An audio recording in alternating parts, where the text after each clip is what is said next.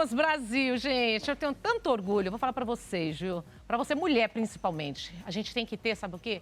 Orgulho de nós mulheres. E quando eu vejo mulheres como essas duas que estão comigo na nossa roda de delegadas aqui, o coração da gente chega a ficar assim, até orgulhoso, até aperta o peito assim de tanta felicidade. Sabe por quê? A gente precisa conhecer a palavra sororidade, a gente precisa perder essa coisa de mulher não gosta de mulher, mulher disputa com mulher. Não, eu tenho uma felicidade de falar que eu tenho duas amigas delegadas importantíssimas, ocupando cargos até antes não ocupados. Raquel foi a primeira desbravadora aí que foi delegada, né, delegada e presidente do Sindicato dos Delegados do Estado de São Paulo. E agora você conta pra gente, que essa é a nova, e isso aconteceu na nossa história no Brasil. Pela segunda vez consecutiva. Sim, ó. Primeiro e segundo. Temos uma outra mulher na presidência, que é a Jaqueline. Acredito que é a primeira vez no Brasil que tem essa sequência de mulheres representando um contingente que é predominantemente masculino. E eu assumo também, agora, estou com uma nova missão, que é assumir a Associação dos Delegados de Polícia do Brasil como diretora institucional. Gente, que orgulho mesmo. Parabéns. Que coisa maravilhosa. Você está escoltada hoje, né, Nani? Eu tô muito bem, mexe hoje. Na roda de delegadas. Olha pra mim meio atravessado hoje. Olha pra mim meio atravessado hoje. Tá olhando? Cuidado. Na minha esquerda, a delegada, a Jaque. Na minha direita, delegada. Meninas, agora brincadeiras à parte, mas eu só brinco porque eu tenho orgulho mesmo de vocês. Eu acho maravilhoso a gente ter mulheres que pensam em mulheres, mulheres que agem com competência, com seriedade. Nós sabemos as dificuldades num país machista, que a gente enfrenta um país machista. E está se dando muito o que falar no BBB. Eu não sou de assistir reality, de verdade não sou de assistir reality, nunca fui. Mas incomodou, né? Um caso que está tendo de identificar um casalzinho, um novo casal lá, de prática abusiva. Eu só estou mencionando porque é o que está todo mundo comentando, mas eu quero falar na realidade que isso acontece o dia todo, o tempo todo. Quanto tempo uma vítima tem para representar as autoridades policiais quando é vítima de alguma agressão? Tanto física, psicológica, emocional? Depende do caso. Por exemplo, a ameaça, ela é um crime que a vítima vai ter esse prazo de 6 meses. Em outros crimes, por exemplo, ela não tem esse prazo de 6 meses. Como, por exemplo, a lesão corporal. A partir do momento em que ela é vítima de lesão corporal, ela pode ter o que a gente chama do prazo decadencial, que é o tempo que demora para aquele crime prescrever. Então, é muito importante que, como foi na situação aí desse reality, era em tese uma situação de ameaça. Então, era um prazo de 6 meses. Então, é preciso ficar atento para não deixar transcorrer esse prazo. Tem o tempo para isso. E o que chega a ser um relacionamento tóxico dentro da lei?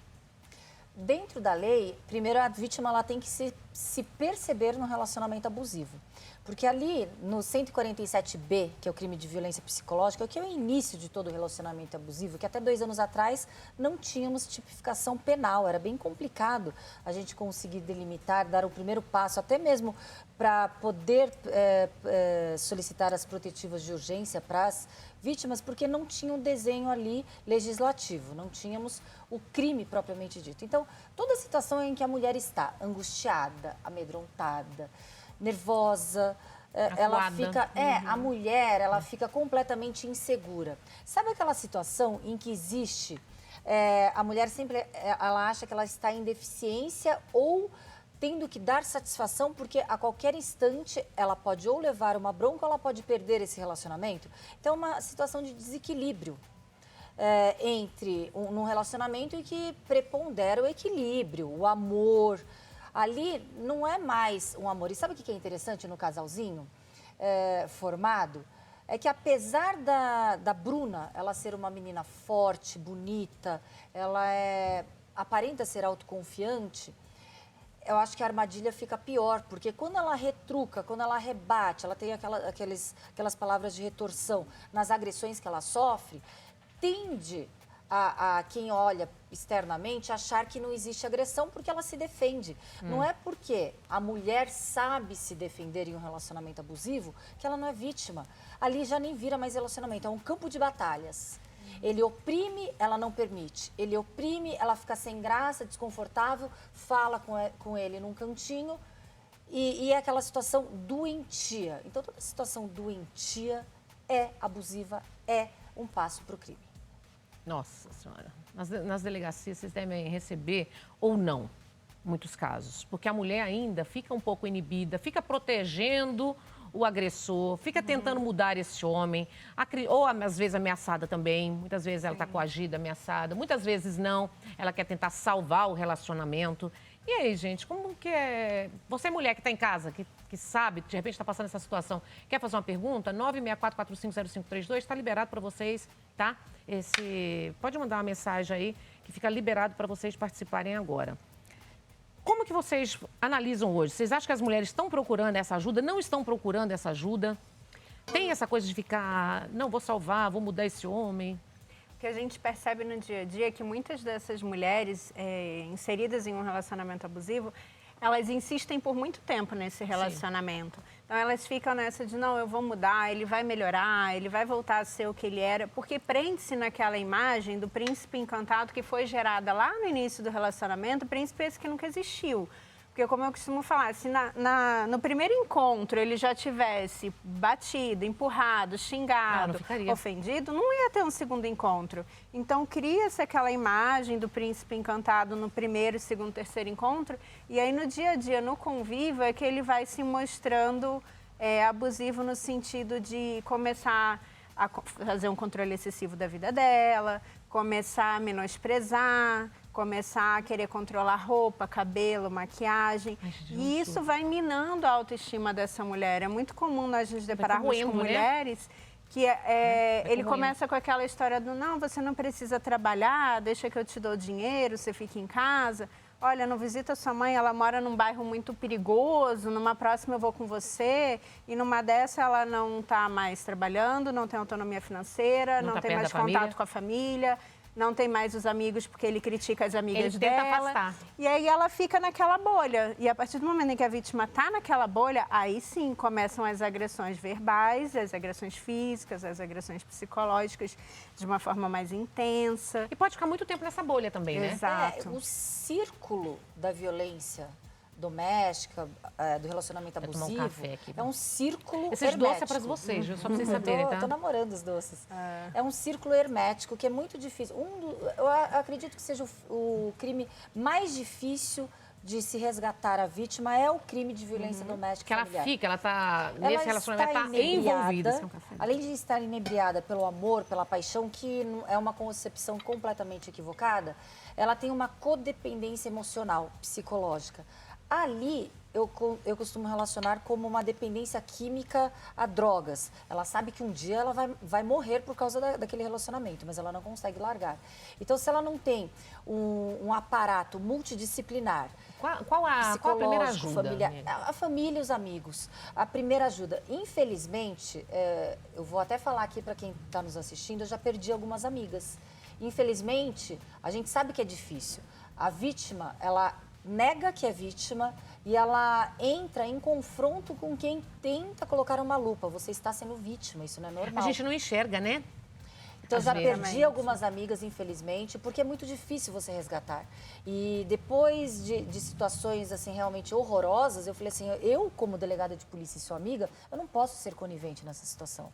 Eu não posso olhar, ver que uma hora você vai se afundar. Porque assim, gente, quando a pessoa quer dominar e objetificar a ponto de achar que pode bater, pode xingar, pode tratar como um objeto sexual, as humilhações são um poder de deixar a pessoa ali subserviente, de manipulação mental e psicológica.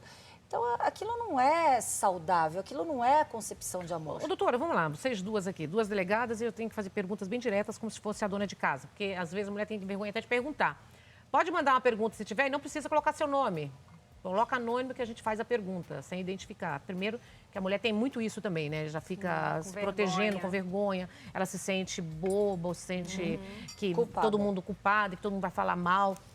A mulher, quando ela não quer fazer sexo no casamento, isso e o homem força a esse ato, isso é considerado estupro? Estupro marital. O Código Penal, ele traz duas figuras como sendo figuras para o estupro. Uma é o artigo 213, que é aquele estupro que a gente tem mais na nossa cabeça, que é aquela ideia da relação sexual com emprego de violência ou grave ameaça. Então, é o autor, o marido, que segura ela à força, falando, não estou te perguntando se você quer, vai lá, segura e obriga ela a manter relações. ou mediante uma grave ameaça, assim, olha, se você não mantiver relações comigo, eu vou bater nosso filho, matar nosso filho. É muito comum que eles envolvam a criança até nesse tipo de situação de ameaça. Sério? E tem o que eu tenho me deparado muito ultimamente, que são situações de estupro de vulnerável. Como assim? O estupro de vulnerável, ele está lá no 217A. O vulnerável, quem que é para o Código Penal, para o direito? Vulnerável é toda pessoa menor de 14, então criança, né, início da adolescência. Então, quando a gente fala na televisão, fulano é pedófilo, então é o crime de estupro de vulnerável que ele comete. E esse estupro de vulnerável, ele tem uma modalidade que ele trata como vulnerável qualquer pessoa, não só o menor de 14, que por alguma circunstância não pode consentir ou resistir àquele ato. E aí é que eu me deparo muitas vezes com situação envolvendo relação doméstica. Como assim? Eu já peguei vários casos do marido dopar a companheira, colocar remédio para ela tomar antes de dormir, para ela ficar sonolenta a ponto de não conseguir resistir ao ato sexual e aí ele mantém relações sexuais com ela dormindo, praticamente apagada.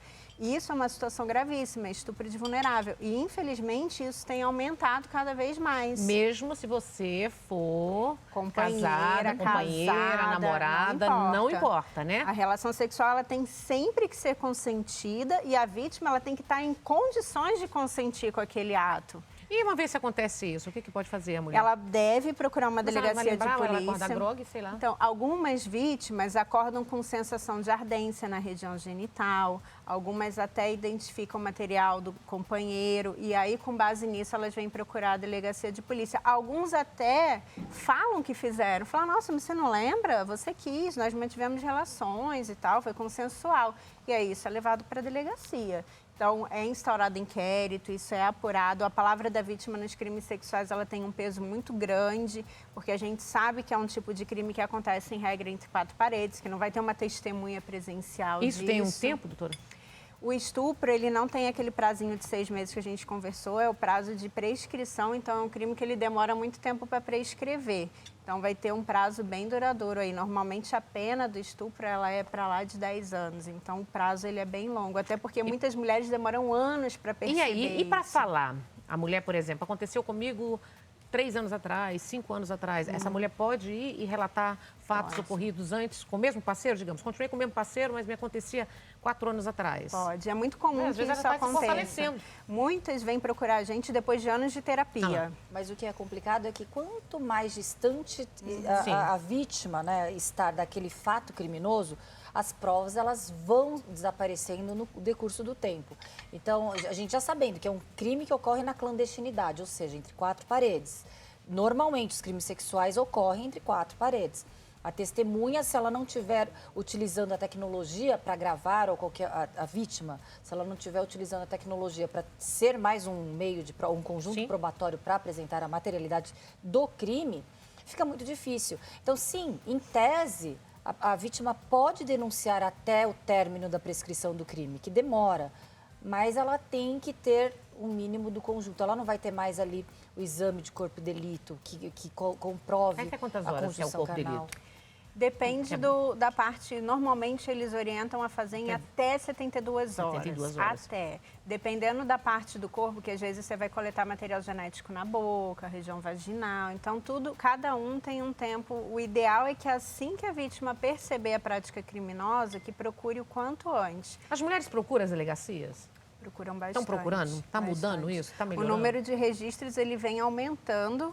E eu vejo esse aumento de uma forma positiva, no sentido de que elas estão se sentindo mais à vontade para registrar. Né? Isso, porque a gente sabe que na prática isso sempre aconteceu. O que acontece, principalmente essa questão do estupro marital, sempre aconteceu. É que hoje em dia começa-se a falar disso. Antigamente não se falava, antigamente entendia-se que era um débito conjugal, uma obrigação, tinha que manter relações.